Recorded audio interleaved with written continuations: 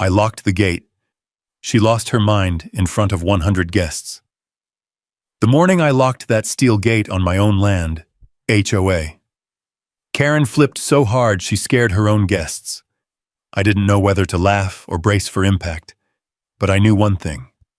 This lake was mine, and I wasn't letting 100 uninvited strangers walk over my family's legacy.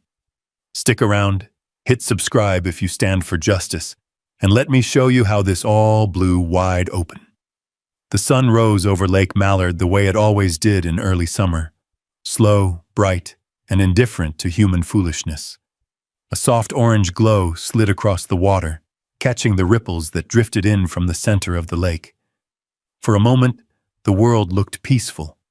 The kind of peaceful that my grandfather used to say only lasts until somebody starts acting stupid. He was right. He usually was. I stood beside the new steel gate I'd spent 2 nights installing. 8-inch posts sunk into concrete, chain drive motor buried underground, welded cross braces strong enough to outlive me. The metal swung smooth as a breeze as I guided it closed. Birds chattered in the cedar trees. Sunlight warmed the back of my neck. Everything felt still, calm. Then the first horn blared. I turned as a line of luxury SUVs, Cadillacs, Teslas, Mercedes, you name it, rounded the bend on the narrow dirt road, tires crunching through dust clouds. A caravan of people dressed like they were heading to a magazine photo shoot poured out of vehicles. I counted at least 40 at first glance. More kept arriving, engines rumbling, doors slamming, voices rising. And right at the front, stomping toward me like an angry parade float, came Bridget Mallory. Her face was powdered so heavily it looked like she'd dunked it in baking flour. A thick streak of sweat cut down one cheek, and her pastel blouse clung to her like she'd lost a fight with a sauna. Her oversized sunglasses hid her eyes, but nothing could hide that walk. That fast, stiff-legged march certain people use when they believe the world owes them obedience. "Noah Calder!" she shrieked, jabbing a manicured finger through the bars like she aimed to poke my chest. "Open this gate right now!" Behind her, 100 confused wedding guests shuffled, muttered, or leaned against their luxury cars. A few women in pastel dresses fanned themselves with folded cardstock. A man in a pressed linen suit stared at me like I was a malfunctioning butler. I tilted my head, pretending I didn't understand the situation, though I understood it perfectly. "Morning," I said, voice calm enough to anger saints. "Beautiful day." Bridget slammed her palm against the gate, the metal ringing through the quiet lakeside air. "Don't play dumb with me. You know we have access rights to the lake for this event." I tapped the new lock, one clean click that echoed between us. The gate didn't budge. The noise behind her rose into a stew of honking, shouting, and irritated muttering. Dust drifted through sunlight like smoke on stage lights. "You're trespassing on community property!" she screamed. "This entire lakeside view is guaranteed under HOA recreational clauses. You are in violation of bylaws." "Bylaws don't apply to land you don't own," I said. Her jaw twitched so hard I thought she'd crack a molar. I didn't raise my voice, didn't move more than an inch, but inside, I could feel the tension gathering, like thunder hiding behind a thin layer of clouds. I'd known this confrontation was coming. I just didn't expect it to explode before breakfast. A man in the crowd shouted, "We've got an engagement shoot at 9. Let us through." Another yelled, "This is ridiculous. We paid for access." Bridget slapped the gate again.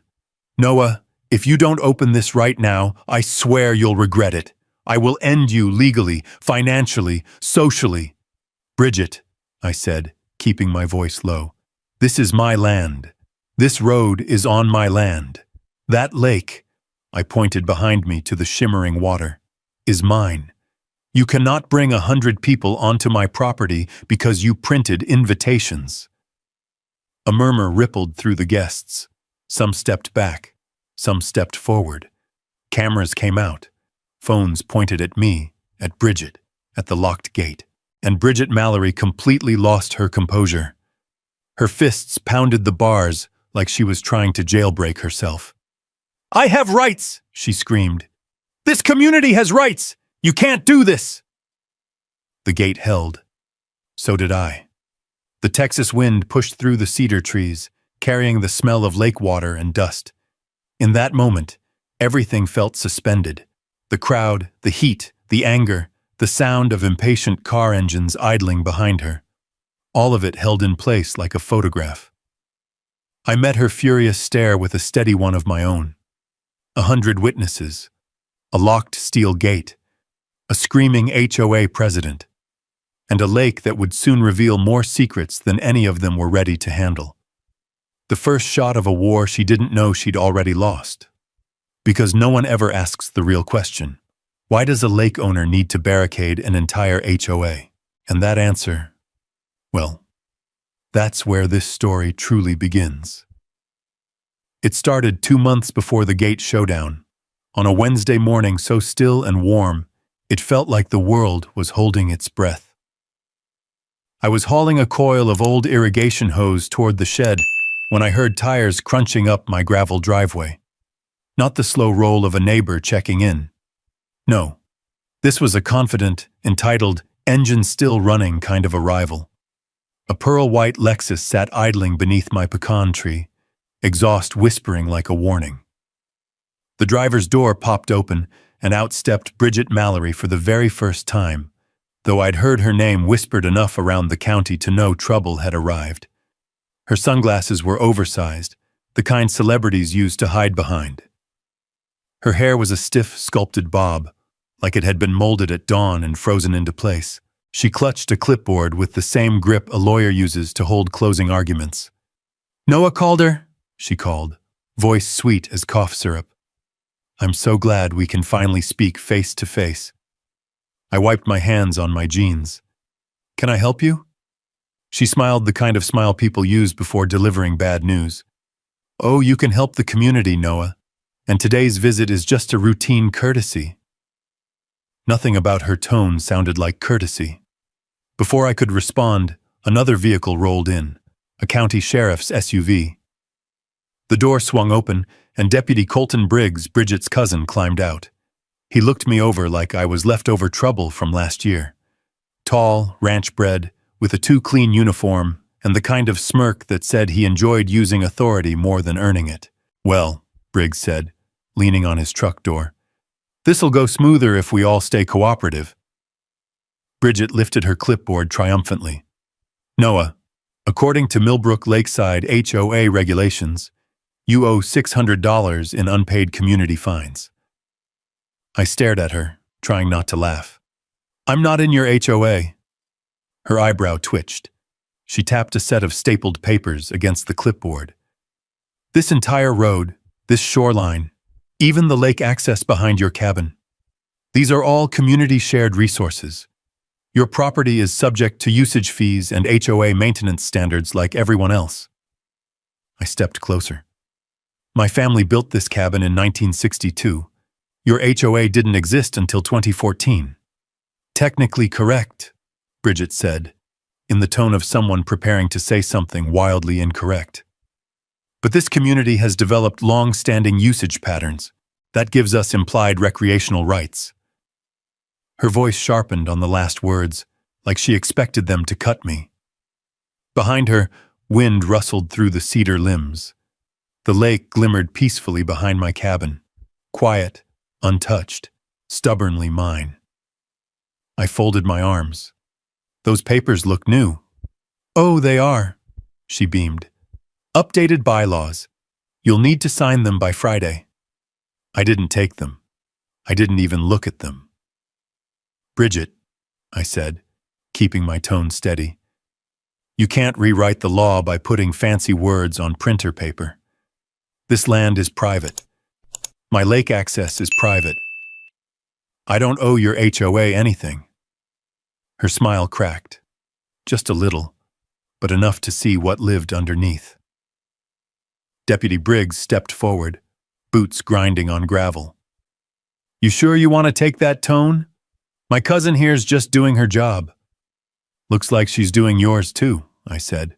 A flicker of annoyance passed across his face. Bridget pulled a long breath through her nose, recomposing herself. If we must be formal, Mr. Calder, consider this your first notice. Unpaid dues, non-compliance, and oh yes, your dock appears to violate safety codes. My dock has been standing longer than your subdivision. She ignored that.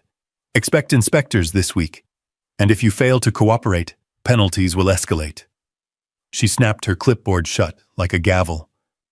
That's when I realized the truth. She wasn't here to discuss anything. She'd come to deliver a threat dressed as policy. Bridget climbed into her Lexus, window rolling down just enough for her parting shot. This community handles problem residents very efficiently, Noah. I'll be back. The SUV pulled away, but not before Deputy Briggs gave me one last long, smug stare. As the dust settled behind them, the lake wind shifted across the yard, warm, carrying the scent of mud and cedar. A pair of cranes drifted low over the water, wings whispering in the quiet morning. Everything felt calm again, on the surface. But something inside me tightened, because people like Bridget don't leave empty-handed. They come back until they get what they want. And I had the sinking feeling she wanted my lake. The first hornet had landed. The rest of the nest would follow. And follow they did. Slow at first, then all at once like a storm rolling over the ridge and swallowing the lake in shadows. It began 3 nights after Bridget's visit. I woke to a strange metallic clink drifting across the water. At first I thought it was wind knocking a loose hook against the dock, but the sound was too steady, too deliberate. By the time I stepped outside with a flashlight, the noise had stopped. The lake lay silent under the moonlight, black and glassy. Only the cedar branches rattled softly in the warm night breeze. The next morning, I found the damage. 3 of my dock bolts lay half-turned, their threads exposed like snapped bones. Someone had used a wrench. My tools were untouched, so it wasn't a raccoon or weather or time. The boards near the waterline were loosened just enough to fail under weight. If I'd walked out there half awake with a cup of coffee, I might have taken a long fall into cold water. I crouched beside the edge, running my hand along the disturbed wood. The lake lapped against the pilings with a sound like breathing, slow, patient, almost like it was watching. I tightened the bolts and checked the others.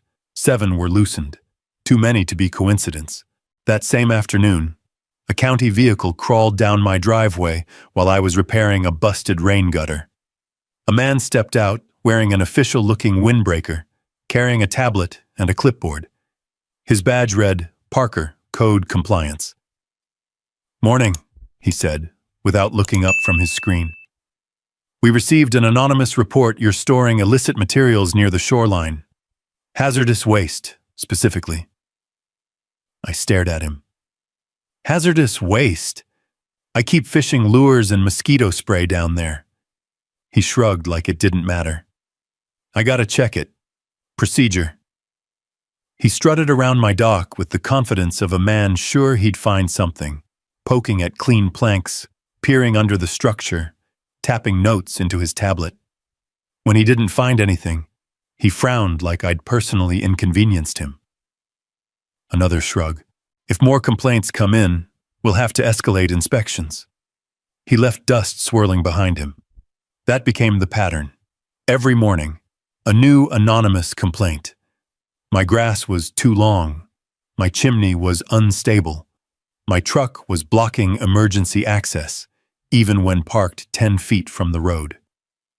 One day I came outside to find a yellow tag taped to my front window, claiming possible unpermitted construction, which made no sense because I hadn't built anything new in years. Then the trash appeared. Bags of half-rotten food, beer cans, torn packaging, dumped along my shoreline as if a raccoon with a drinking problem had moved in. Except raccoons don't organize trash into neat piles right at the property line where lakefront meets HOA land. I cleaned it up twice before realizing it wasn't random. Someone wanted photos taken. Someone wanted the county to show up again. Someone wanted to paint me as the problem. My neighbor, May Danner, saw me hauling another load of garbage toward the burn pile and shuffled over from her porch. She moved slow these days, 78 years old, surviving on sweet tea and stubbornness, but her eyes were sharp as winter stars. "That woman's at it again," May muttered, folding her arms. She wore a faded denim jacket embroidered with trout jumping from water.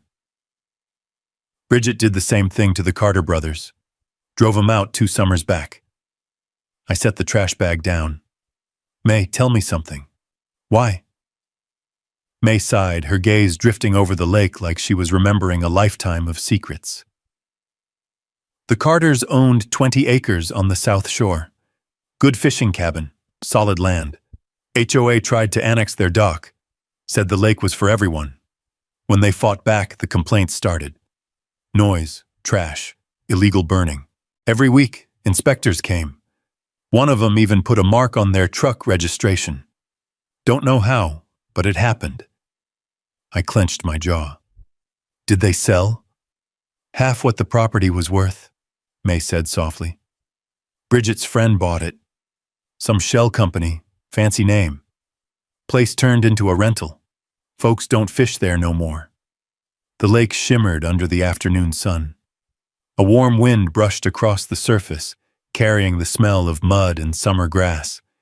But something in that breeze felt heavier than before, like the air itself was warning me to brace. 2 families before them, May added. Same story. HOA pressure, county pressure, someone messing with their land. They gave up. People get tired, Noah. Tired and scared. "Not me," I said. May gave a sad little smile. "Good, because she's sizing you up as her next prize." That night, the sabotage escalated. A metallic screech cut through the quiet around midnight.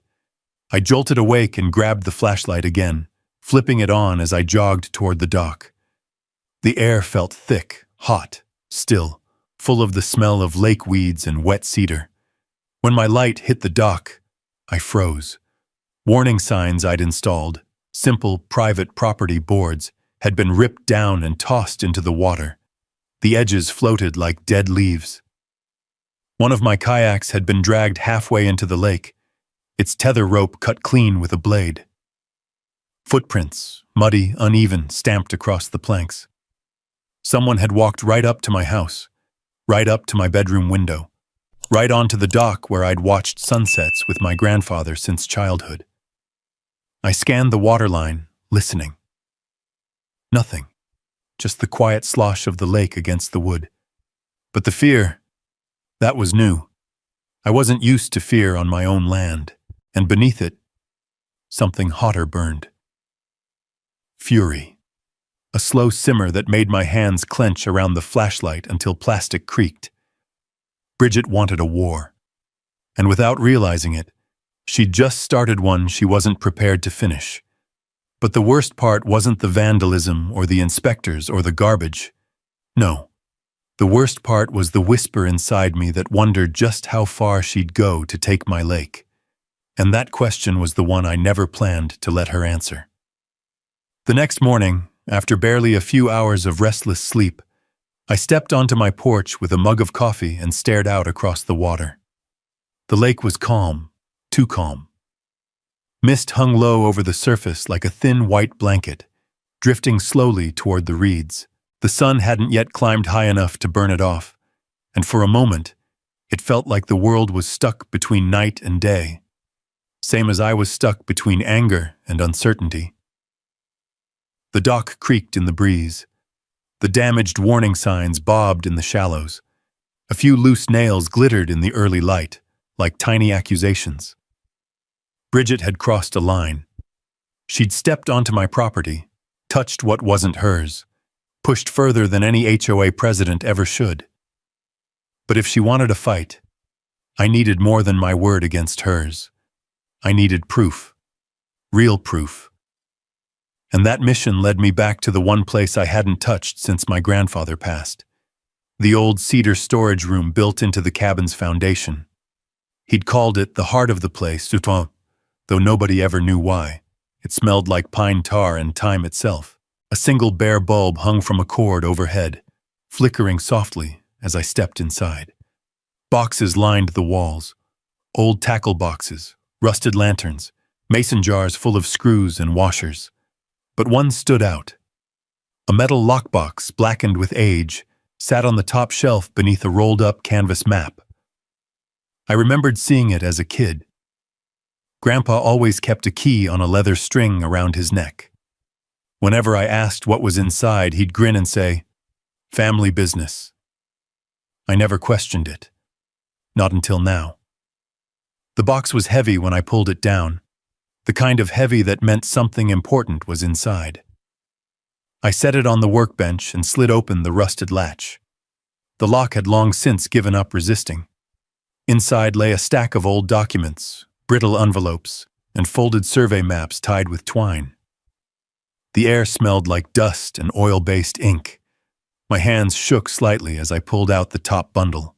The first paper was dated August 12, 1961. Exclusive Water Rights Agreement, State of Texas. My heart skipped. I kept reading. The document detailed a state-issued contract granting my grandfather and his heirs exclusive recreational use, maintenance rights, and water access control for Lake Mallard. It spelled out in clear language that the family owning the Calder property held permanent authority over the lake's shoreline. No sharing, no HOA access, no community claims. A signature from a state water commissioner sealed the bottom. Grandpa's name sat beside it in his bold, steady handwriting. I set it down carefully, my mind racing. This wasn't just a deed. This was a nuclear shield. Next, I opened the rolled survey maps.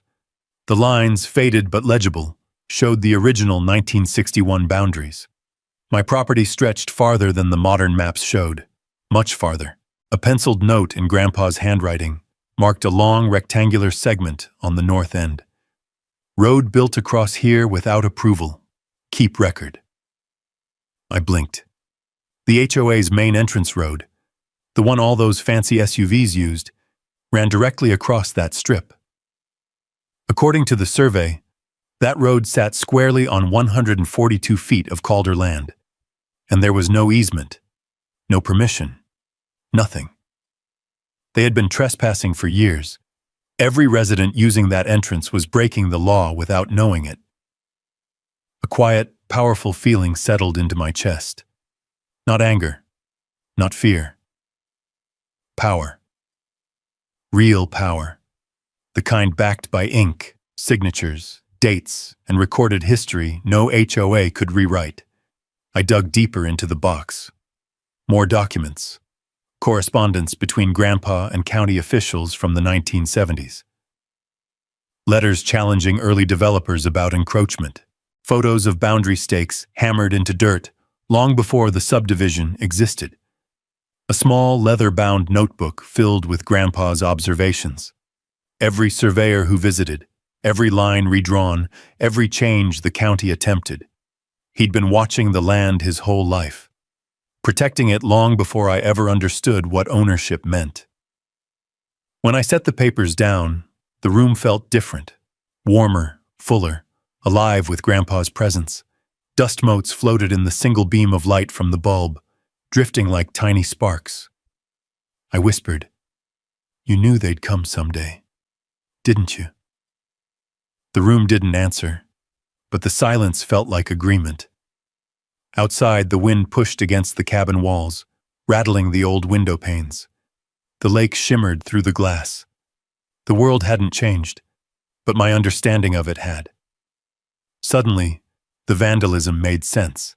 So did the pressure, the complaints, the sabotage. Bridget wasn't acting alone. She was following a playbook, one designed to force landowners out before they realized their worth. But she made a mistake. She picked someone who knew how to read water rights, someone trained to understand systems, someone now holding a legal weapon she couldn't predict. I organized the documents into a neat stack and placed them into a weatherproof folder. My hands were steady now, calm, determined. because I finally understood something critical. Bridget thought she owned the lake. She thought she owned me, but she didn't realize she was the one trespassing. On my shoreline, on my dock, on my road, this wasn't just going to be a defense. It was going to be a counterattack. I locked the storage room behind me, the folder tucked under my arm. The lake sparkled in the rising light. No longer peaceful, but full of promise. The kind of promise that said justice was coming. And for the first time since this mess began, I wasn't afraid. I was ready. The land felt different now, like the property itself finally recognized me as its rightful steward. The air tasted clearer, the lake breeze sharper, as if everything around me had been waiting for me to uncover the truth locked inside my grandfather's metal box. With those documents in my hands, I no longer felt hunted. I felt armed. The very next morning, I walked down the gravel drive toward the mailbox, the folder tucked under my arm. The rising sun cast long shadows over the road, turning the dust in the air into thin gold ribbons. Dew clung to the fence rails. The world looked innocent, but innocence was a luxury I couldn't afford. Today was about preparation. I spread the documents across my dining table. Old survey maps weighted down by coffee mugs. The water rights contract flattened carefully under my palms. I scanned every line, every signature, every date. The 1961 seals were crisp. The county registrar's notations were clear. Grandpa had known exactly what he was doing, but I needed someone who could turn these papers into a shield, and then into a sword. I called the number May had given me months earlier, a water rights attorney she trusted. Sarah Huxley, someone the county hated shone because she knew the law better than they did. Sarah answered on the second ring. "This is Huxley." "Ms. Huxley, my name is Noah Calder. I've got a situation with an HOA that—" "Tell me your address. I'll be there in 2 hours." That was all she said. When she arrived, the lake breeze whipped at her blazer, sending auburn strands of hair across her cheek. She shook my hand firmly and walked inside without ceremony, her eyes scanning the documents like a hawk spotting movement in tall grass. "Good God," she whispered after 3 minutes. "Do you understand what you have here?" "I'm starting to." She tapped the 1961 contract. "These water rights predate the subdivision by 4 decades. They're ironclad, Noah. And this," she pointed to the survey lines, "proves the HOA road is unpermitted. They've been trespassing on your land every single day." She looked up at me with a slow grin spreading across her face, half amusement, half predatory pleasure. "Bridget has no idea the hole she's dug herself into." I exhaled, letting the tension loosen in my chest. Sarah gathered the documents into a neat stack and slid them into her leather case. "I need time to prepare," she said. "And you need time to gather evidence. Everything they do from this moment forward, you document it. Photos, timestamps, videos, especially if Deputy Colton shows up again." "I've already got some," I admitted. "Good. Get more. Quietly." When she left, I stood on the porch watching her car disappear down the long dirt road, the dust trailing behind her like smoke from an engine. The breeze from the lake brushed my face, cool and steady. It felt like the land itself was telling me to keep going. For the next week, the cabin became a fortress. Not a loud one, not an angry one, but a silent, precise operation. I installed motion-triggered trail cameras along the tree line. I placed weatherproof cameras on the dock posts, angled toward the shoreline. At night, I downloaded the footage onto portable drives, labeling each with careful notes. The cedar boards creaked beneath my boots as I moved across the porch. The smell of cut lumber filled the air as I reinforced the gate posts and added steel braces hidden behind the outer panels. Every screw, every bolt, every connection was deliberate, quiet, patient, the same way my grandfather taught me to fix broken water pumps. Steady hands, Silent breath. No wasted movement. One evening, as the sun dipped low enough to turn the lake into a sheet of molten gold, May wandered over from her porch. She wore her old fishing vest, hands tucked into the pockets, as if she were bracing herself. "You're working like a man expecting something," she said. "Not expecting," I answered. "Preparing." Her eyes softened. "Bridget's been visiting houses again, spreading her usual poison, telling folks you're holding the lake hostage." I tightened a bolt on the gate hinge. "She can say what she wants." "She will," May replied. "Just be careful. She never pushes once. She pushes until someone breaks." I glanced up at her. "I'm not the breaking kind." She smiled faintly. "I know. That's what scares her." We stood there for a moment, the breeze nudging the wind chimes May had hung years ago. Their soft metallic notes drifted across the quiet property. The lake lapped gently against the rocks. Fireflies blinked to life in the tall grass, flickering in gold and green. But beneath all that peace there was weight. A calm that wasn't real calm. A quiet that wasn't real quiet. It was the quiet before something big. Something inevitable. By the end of the week, my cameras were online, my gate reinforced, my tools organized. Sarah called to confirm she'd filed preliminary notices with the county. Non-aggressive, nothing to alert Bridget yet, but enough to establish a paper trail. "Let her think she's winning," Sarah advised. "People like her get sloppy when they think they've scared you into silence." I thought back to the loose dock bolts, the torn warning signs, the approaching footsteps in the night. Silence wasn't surrender. Silence was strategy. 2 nights later, the moon was high and bright, turning the lake silver. I stood by the window in the dark, sipping coffee I didn't need, listening to the faint hum of crickets. In the distance, lights flickered from houses across the shoreline, the HOA territory. I could almost feel Bridget pacing inside her kitchen, mapping her next move on a mental board. I looked down at the folder on my table. I looked out at the lake. And I waited, because I knew what she didn't yet know, what she couldn't fathom.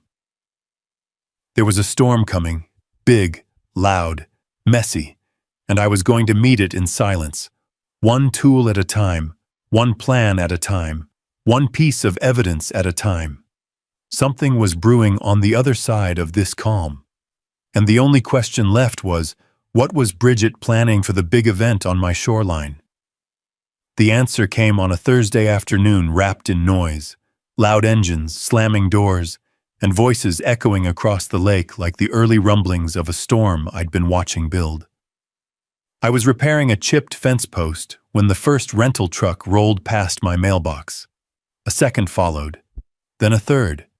White cargo vans with out-of-state plates, caterers, event planners, photographers, all headed straight down the HOA road that cut illegally across my land. At first I thought they were lost. People get turned around out here all the time. But when the fourth truck slowed near the bend, and a man with a clipboard pointed toward my cabin as if confirming directions, something in my gut twisted. I walked toward the dock to get a better view.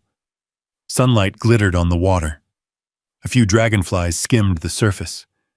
The wind buzzed through the cedars. Peaceful. Too peaceful for what was coming. A black SUV pulled up behind the trucks. Out stepped Bridget Mallory. She wore a tracksuit this time, neon pink with gold trim. Her hair was pinned back in a bun so tight, it looked painful. She waved her arms at the workers with the grand, sweeping gestures of someone directing a military landing. "You? Tables go along the shoreline. No, facing the lake. We want the sunset behind the couple," she barked. "Tent crew, the big one near the dock. Don't worry about the signs. We'll remove them." Remove them? Remove my signs? I crossed the yard slowly, boots crunching on the dried grass. No point in rushing. This wasn't the kind of show you interrupt early. Not when you need every minute documented. My cameras were already rolling. "Morning, Bridget," I called out. She froze mid-sentence, her smile flicking on like a switch. "Oh, Noah. Perfect timing. I was just going to update you on the plans for the engagement celebration." "Celebration?" I asked, stepping beside her where two men were hammering stakes into my soil. "On my dock?" "Yes." She handed me a glossy invitation. "We've booked this space for the entire weekend. Community tradition, usage patterns. I'm sure you understand." The cardstock was thick, embossed with gold letters. Mallory Grant Engagement, a lakeside affair, and beneath that, in a delicate script, location, Millbrook Community Lakefront. My lakefront. "Bridget," I said, keeping my voice steady, "you didn't ask for permission to hold anything here." She patted my arm like I was a child. "Noah, this lake belongs to all of us. It always has. And a little event like this brings the neighborhood together. You should be honored your property is included." Behind her, a crew unloaded a dozen folding chairs onto my dock. One of them dragged his boot across the wood, scratching the fresh stain I'd applied last month. I breathed in slowly. The lake breeze filled my lungs with the smell of water and cedar. Same scent from every memory I had here. Grandpa teaching me to bait a hook, helping him sand the dock railings, watching storms roll across the horizon. And now, strangers planning a party they believed they had the right to throw on my land. Bridget leaned closer and lowered her voice, the sugary tone dropping into cold authority. "Don't make this difficult. We have established recreational rights. I've explained this to you multiple times." "Established by who?" I asked.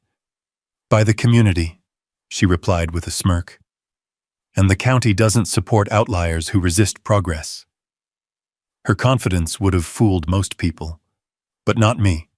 Not now. Not with Granddad's documents tucked safely inside my cabin. "I'm not in your community," I reminded her. She waved that off with a flick of her manicured hand. "Technicalities. Don't worry. We'll clean up after ourselves. Besides, after the party, we'll all be family." I couldn't help it. I laughed, quietly, so softly she barely noticed. That laugh wasn't amusement. It was disbelief. It was acknowledgement that she still had no idea what she was up against. "Noah," she said sharply, eyes narrowing, "you're not going to cause problems, are you?" I looked at the workers hauling a tent toward my shoreline. I looked at the dock I'd repaired, now crowded with strangers. I looked at May standing on her porch across the yard, arms folded, jaw tight. "No," I said, "not today." Bridget brightened instantly, mistaking patience for surrender. "Good, because if you had, I'd have involved the sheriff's office, and you wouldn't like that." Deputy Colton's name hung in the air unspoken. I smiled, just enough to confuse her. "Wouldn't want that." "Wonderful," she clapped. "Then enjoy the show." For the next hour, I watched the spectacle unfold. Tables draped in white linen appeared beside my boat launch. A DJ tested speakers, sending thumping bass across the quiet lake. A pair of women argued about centerpiece arrangements while a man circled my property taking photos, probably for social media. All of them operating under the assumption that this land, this shoreline, this dock belonged to Bridget's kingdom. I stood still, silent, observing every move, every violation, every unauthorized step. By sunset, the place looked nothing like my lakefront. It looked like a luxury event venue, a place curated, polished, and staged for a party no one had asked me about. As the caterers packed up and the last truck left, Bridget approached me one more time. "Big day tomorrow, Noah. I suggest you stay out of sight. We wouldn't want you making guests uncomfortable." The arrogance in her voice carried across the still evening air like a sour note. I nodded once. "Right." She strutted away, feeling victorious. She wasn't, not even close. As night settled in and the lake turned to black glass under the moonlight, I walked the perimeter quietly. The air held a strange tension, anticipation mixed with inevitability. The trail cameras recorded every detail. The wind rustled the leaves. An owl hooted from deep in the woods. Tomorrow would be loud, chaotic, unavoidable. So tonight needed to be nothing but stillness. Because silence is a weapon. And waiting is where the real power hides. And while Bridget thought I was surrendering, all I was doing was watching, and waiting, and preparing for the one question she'd never think to ask. Why isn't Noah stopping me? What is he waiting for? Those were the questions Bridget should have asked herself as dawn crept across Lake Mallard, painting the surface in soft streaks of peach and silver. But she didn't ask. She didn't wonder. She didn't pause, because people like Bridget only see two things in the world: what they want and who they think is standing in the way. And by sunrise, she believed I was no longer standing in her way at all. The first SUVs rolled down the illegal HOA road at 6:30 sharp, their tires grinding across the gravel that, though they didn't know it, belonged entirely to me. Engines hummed, doors slammed, men in pressed collars and women in pastel dresses stepped out, stretching and adjusting outfits as if taking in fresh country air before a grand event. But this wasn't their event. Not anymore. By 7 o'clock, the line stretched back nearly a quarter mile. Cadillacs, Audis, BMWs, and a few rental vans filled with out-of-state relatives. Their headlights flickered in the rising light, casting long beams across dust that hung suspended in the cool morning air. And in front of them all, the new steel gate I'd built 2 weeks earlier stood shut. Perfectly shut. Perfectly locked. Perfectly ready. I watched from my porch as Bridget barreled out of her white SUV, nearly tripping on her heels in her rush. Her hair was curled and sprayed so aggressively it looked bulletproof. A sparkling cream-colored party dress hugged her frame, a dress meant for triumph, not for what was about to happen. She stormed to the gate and grabbed the bars with both hands. "Noah, open this right now!" Her voice cracked across the quiet like a shotgun blast. "You can't do this!" But I didn't approach. Not yet. I walked slowly down the porch steps, coffee mug in hand, letting the breeze brush against me. The lake behind me was still, a mirror reflecting the forming chaos at the gate. The guests murmured, confused. A few honked their horns. Others shielded their eyes to look toward my cabin, expecting hospitality or explanation. They got neither. Instead, they watched as I walked to the gate with calm steps, the gravel crunching rhythmically beneath my boots. I stopped 3 feet away from Bridget, who looked ready to claw through steel. "Noah," she growled, "unlock it." I shook my head once.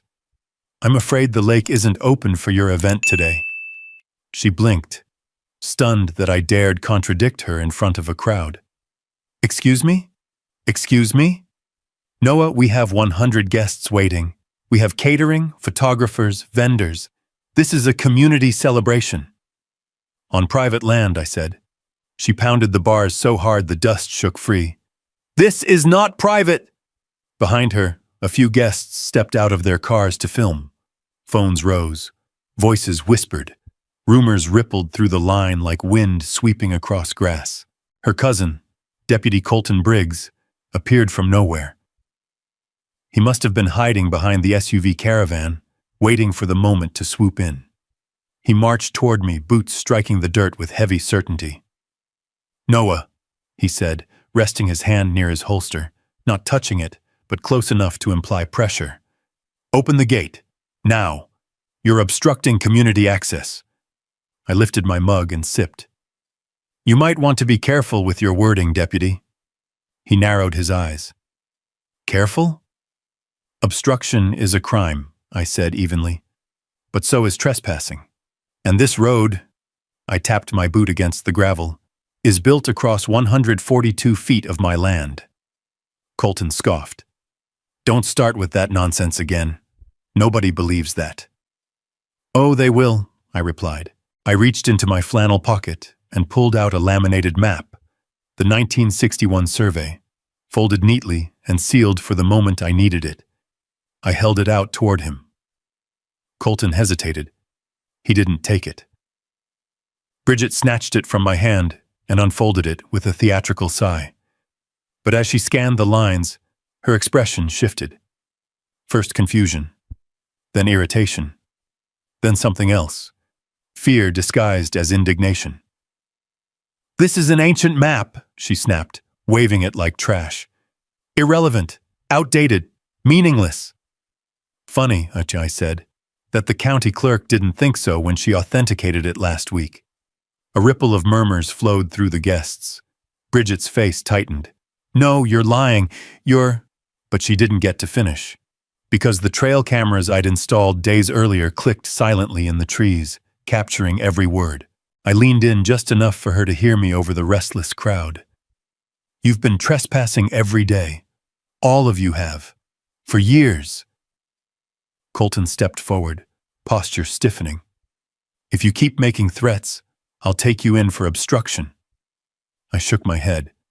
Not threatening anyone, Deputy. Just stating facts. Then came the moment. The moment I'd built the entire morning around. I reached for the gate handle, placed my fingers lightly on the metal, felt the cold, steady weight of the steel I'd set into concrete myself, then tapped the lock with one quiet, deliberate click. A soft metallic sound echoed across the road. That tiny sound froze the entire crowd. The lock didn't open. It engaged. Bridget lunged at the bars. No, no, you can't do this! The guests erupted in shouts. Some pleaded. Some cursed. A few backed their cars up to try to reposition for a better angle. Dust clouds kicked into the air, swirling in the morning light. Colton stepped forward again, face red. Noah, unlock it right now or I'll... You'll what? I asked calmly. Arrest me for blocking my own land? For restricting access to a lake I legally own? For enforcing rights my family has held since 1961? Silence swallowed his words whole. For the first time since this war began, I saw something rare in Colton's eyes. Uncertainty. Real uncertainty. The kind that crawls into a man's mind and starts tugging at threads he thought were secure. You don't want to do this, he muttered. I already did, I said. The lake breeze lifted, rustling the cedars. The air grew cooler, still, heavy. Behind us, a man in a linen suit yelled, Are we getting in or not? A woman shouted, My daughter's dress is wrinkling. Another voice cried out, We've been sitting here for 40 minutes. Bridget spun toward them, flustered and trembling. It's just... He's being unreasonable. He's violating our rights. I turned to the crowd and spoke clearly, voice steady. This property is private. This road is private. This lake is private. You were invited here under false pretenses. You're standing on land you have no legal right to access. Gasps erupted. Phones rose higher. I took a step closer to the gate, placing my hand on the metal frame like I was closing a courtroom door. And just so we're clear, I added, I haven't even used my strongest weapon yet. Bridget's face drained of color.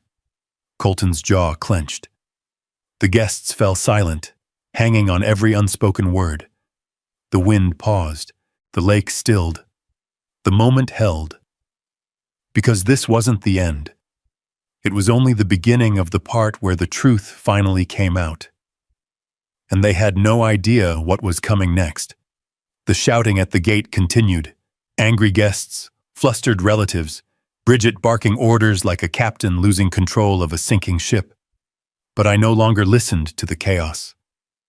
I stepped back from the gate and let the noise fade behind me like distant thunder. Silence is a strange weapon. Sharp, cold, and unsettling to those who fear it. And Bridget feared silence.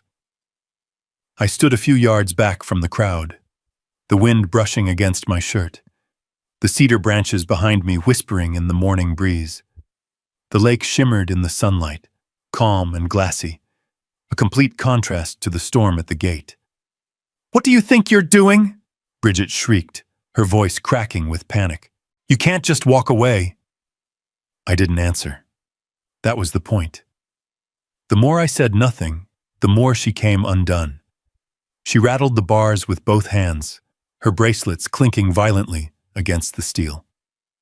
Behind her, guests pulled out phones, documenting every wild gesture, every red-faced scream. The once carefully curated image of the perfect HOA president, the elegant planner, the community leader, was unraveling thread by thread. Still, I said nothing. I simply watched her through the rising dust. Deputy Colton stepped beside her, jaw tight. "Noah, stop playing games." I didn't move. My silence struck him harder than any argument would have. The air around the gate thickened with tension. Horns honked in disjointed bursts. A few wedding guests began arguing amongst themselves. Someone yelled, "We're late! Do something!" Something rustled behind me. May Danner, the only neighbor who'd ever been honest with me, stood at the edge of her porch, arms folded tightly.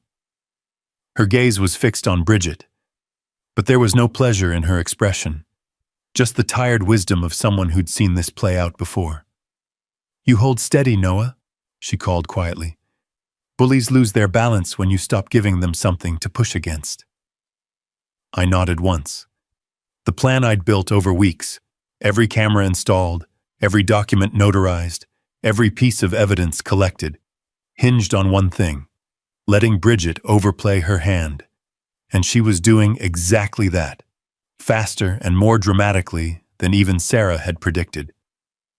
Speaking of Sarah, her gray sedan appeared at the far end of the road, kicking up a controlled plume of dust. She parked behind the line of vehicles, stepped out with measured grace, and approached the crowd. She wore a dark suit that contrasted sharply with the chaos of pastel dresses and wrinkled tuxedo jackets.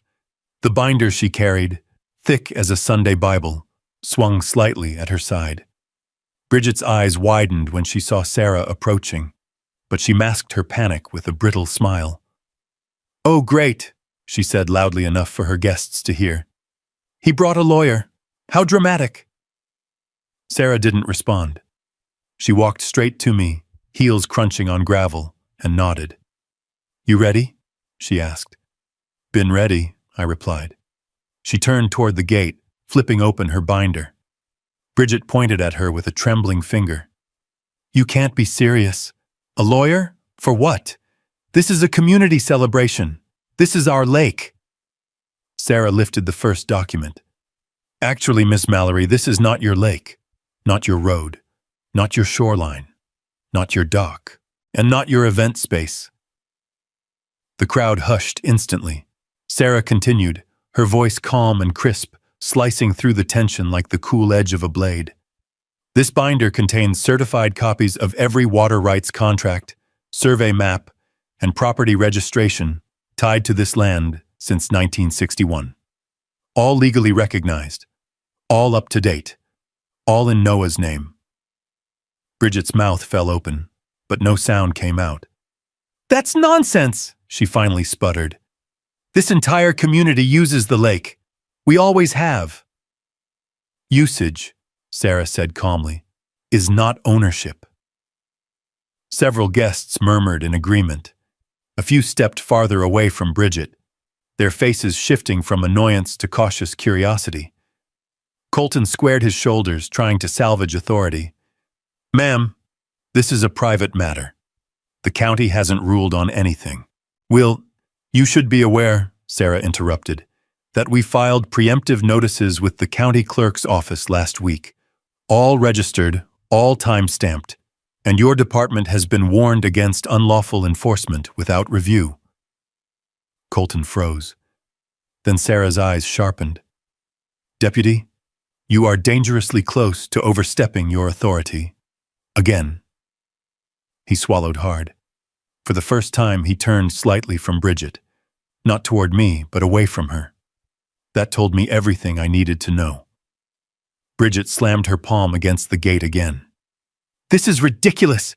He can't do this! He's weaponizing old paperwork!" Sarah closed the binder. "And you're weaponizing lies." A ripple moved through the crowd. Then came the shift, the moment everything changed. The rumble of an approaching news van echoed down the road. A blue and white local station logo glinted in the rising sun. The vehicle pulled up behind the line of cars, and a reporter stepped out, adjusting her microphone. "You called the news?" Bridget screeched. I didn't answer. Because I hadn't. May had. She winked at me from her porch. "Thought folks should see what's really going on," she said. The cameraman began filming. The reporter scanned the scene. Blocked cars, angry guests, a trembling HOA president, a calm lake owner standing alone behind a locked steel gate. She stepped forward. "We received reports of a property rights dispute. Can someone explain?" Bridget lunged toward the microphone. "He's holding the community hostage. He's ruining my daughter's engagement. This is a criminal act." But her performance, once polished, poised, and practiced, cracked under the pressure. Her voice was shrill, her gestures wild, her face flushed. She looked less like a leader and more like someone spiraling. The reporter turned to me. "Mr. Calder, do you have a response?" I stepped closer to the gate, not aggressively, but calmly. My voice was steady, my hands relaxed. "Yes," I said. "My response is simple." The wind swept across the lake behind me, rustling the reeds. This land is mine. This road is mine. This shoreline is mine. And this lake is protected by water rights that predate the HOA by more than 40 years. Gasps rippled through the crowd. Phones lifted higher. "And if anyone needs more proof," I added quietly, "they'll have it soon." The lake glimmered. The wind fell silent. The weight in the air settled. Because the stillness they saw, the stillness that terrified Bridget, wasn't surrender. It was the pause before impact, the silence before the break, the breath before the truth lands. And tomorrow morning, that truth would hit her harder than anything she'd ever imagined. Because she still hadn't faced the final blow, the one thing she least expected. The nuclear option waiting inside Sarah's binder. It was nearly 10 in the morning when Sarah closed that thick binder, snapped its brass clips tight, and took a slow step toward the gate. The crowd quieted, not because she asked them to, but because her composure alone commanded it. The breeze off the lake curled her hair slightly at the ends. The sunlight glinted off the binder's metal corners like a warning. Bridget's confidence, already cracked, began to crumble. She clutched the gate with both hands, knuckles pale as chalk. Her eyes darted between Sarah, the crowd, and me, as if she could still find a way to rewrite reality through sheer force of will. "Everyone," Sarah said, projecting her voice with a calm authority reporters dream of capturing, "thank you for your patience. Before there are any more accusations or escalation, it's time we made the legal foundation of this situation perfectly clear." Phones lifted, cameras focused. People leaned forward. Even Deputy Colton adjusted his stance, sweat darkening the collar beneath his vest. Sarah opened the binder and removed a sheet protected by a clear laminate sleeve. She held it up toward the reporter first, then slowly turned it to the guests. "This document," she said, "is the original 1961 exclusive water rights contract for Lake Mallard." A ripple passed through the wedding guests. Soft gasps, confused murmurs. It grants sole recreational authority, shoreline control, dock regulation, and water access management to one family. And that family, as registered with the state, is the Calder family. She turned toward me. The reporter's camera zoomed in. Bridget's jaw dropped open. No words, just animal disbelief. Sarah continued, These rights predate Millbrook Estates by 40 years. They cannot be overridden by HOA bylaws. They cannot be reinterpreted by community votes. And they cannot be nullified by fraudulent documents. Fraudulent? Bridget sputtered. How dare you? Sarah held up her hand. Yes, fraudulent. I'm being generous with the wording. The crowd tensed. A few guests exchanged uncomfortable glances, some stepping away from Bridget as if she might ignite. But Sarah wasn't done. She pulled out another laminated document, a large survey map with faded pencil marks. And this is the original 1961 property survey, she announced, authenticated by the county clerk's office just last week. She tapped the upper boundary lines. This map proves that the Millbrook Estates main access road, the one all of you used this morning, cuts across 142 feet of private Calder land without any registered easement. The gasps this time were louder. Someone whispered, "Oh my God." A guest in a linen suit asked, "You mean we've been trespassing this whole time?" "Yes," Sarah answered simply. "Every day, for more than 7 years." Bridget's voice cracked. "That can't be right. The county approved that road." Sarah's smile sharpened. "The county approved it based on forged plats and misrepresented boundary lines. Someone presented incorrect documents. Someone who stood to profit from lake access. Someone whose name appeared repeatedly in the permit logs." She let the words hang there. Thousands of pounds of implication settled onto Bridget's shoulders. But the true impact hadn't arrived yet. From the binder, Sarah removed a stack of papers clipped together with a bright red tab. "These," she said, "are sworn statements, time-stamped photos, and digital evidence of harassment, property tampering, violence by proxy, coercion, and attempted land seizure." Bridget's knees visibly weakened. Colton took a half step away from her, as if instinctively distancing himself from fallout. "And this," Sarah added, removing one final document, "is a formal complaint filed this morning calling for criminal investigation of Ms. Mallory's actions, including alleged fraud, trespassing, conspiracy to obtain land by coercion, and misuse of county personnel for personal gain." Colton's eyes widened.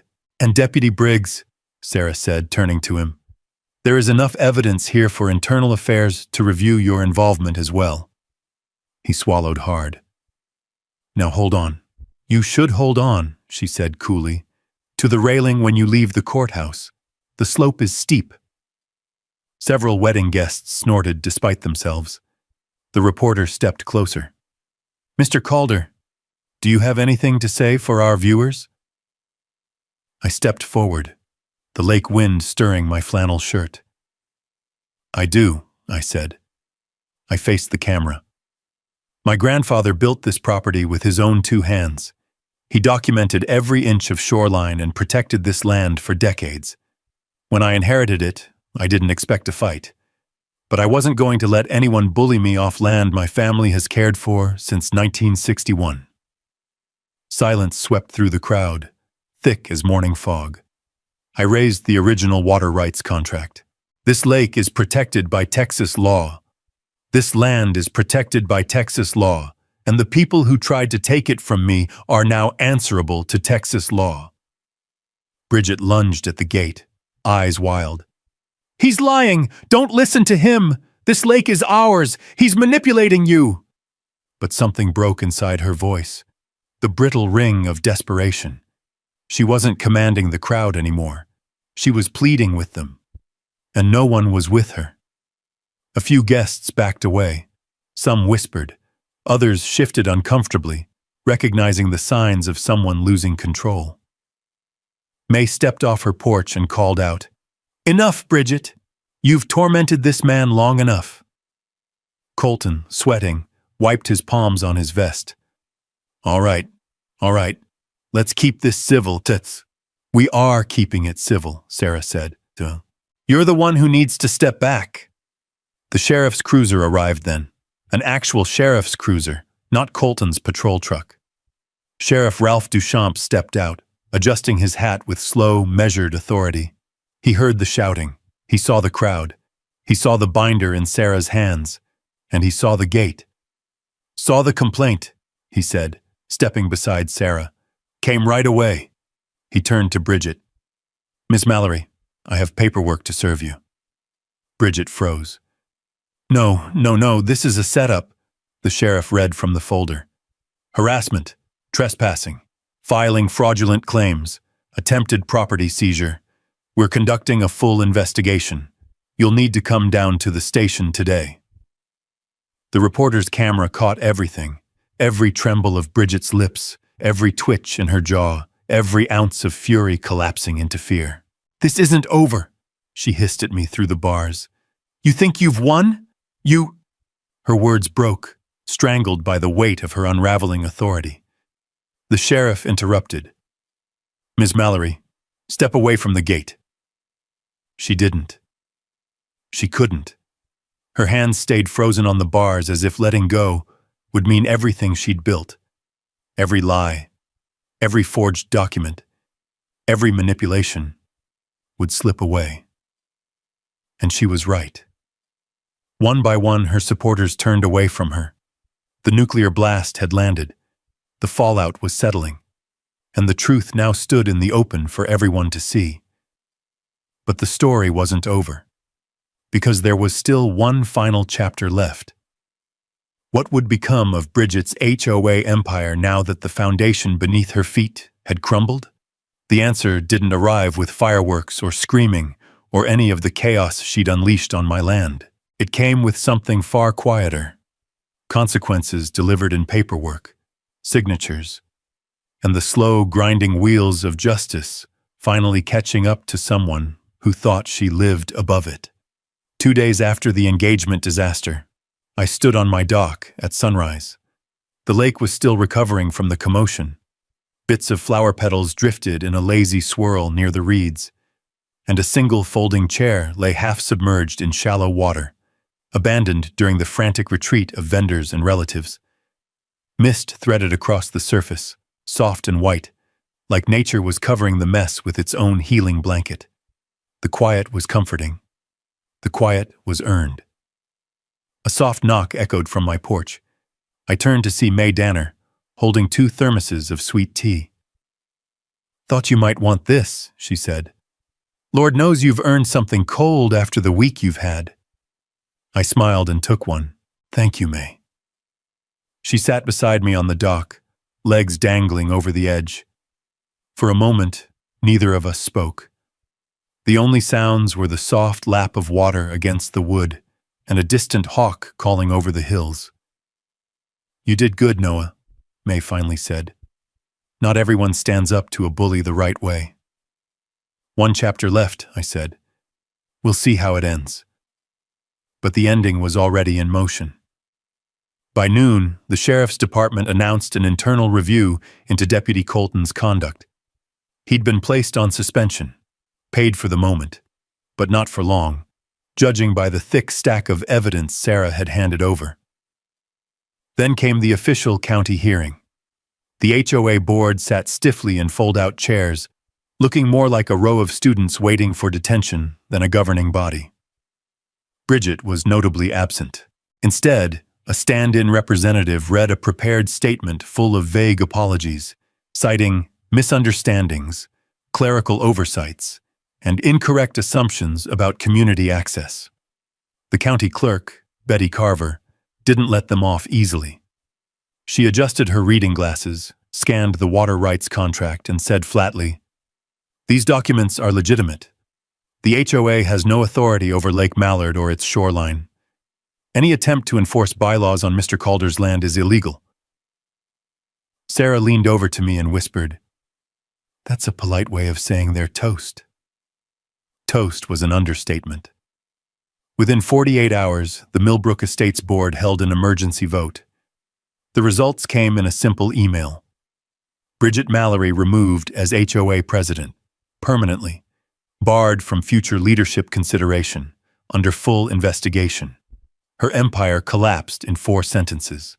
The next week brought more official letters, a notice from the county, HOA road access suspended pending easement negotiations. A notice from the state attorney's office. Fraud investigation initiated. And, most satisfying of all, formal acknowledgement of Calder family water rights, protected indefinitely. The lake was legally, unquestionably, eternally mine again. But the restoration wasn't just legal. It was physical. I spent the next few days removing the remnants of the event from my shoreline. Broken lanterns, an overturned drink dispenser, stray napkins plastered to the mud, a string of lights tangled in my dock posts. Each piece I picked up reminded me how vulnerable the lake had been, how easily someone with arrogance and a clipboard could try to take what they didn't earn. But each piece also reminded me of the truth. She failed. The lake stood, and so did I. One morning, as I hammered a new boundary marker into the soil, the sheriff's truck pulled up. Sheriff Duchamp stepped out, tipping his hat. "Morning, Noah." "Sheriff?" "Thought you'd like to know." Ms. Mallory agreed to cooperate with the investigation. Her attorney says she's, reconsidering some life choices. I nodded. "She'll have plenty of time to think." He chuckled. "Truth is, you handled this better than most folks would have. You kept your head. You used the law. That lake of yours has good luck, comes from good stewardship."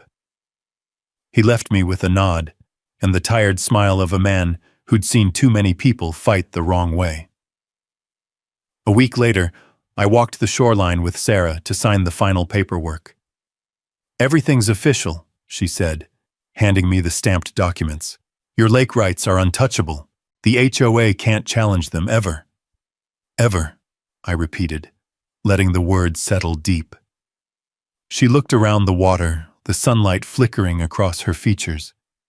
"You know, most people wouldn't have gone this far. They would have caved, sold the land, moved somewhere quieter." "I thought about it," I admitted. "But this lake, it's all I have left of my grandfather. Walking away never felt right." Sarah nodded. "Well, you didn't walk away. You won."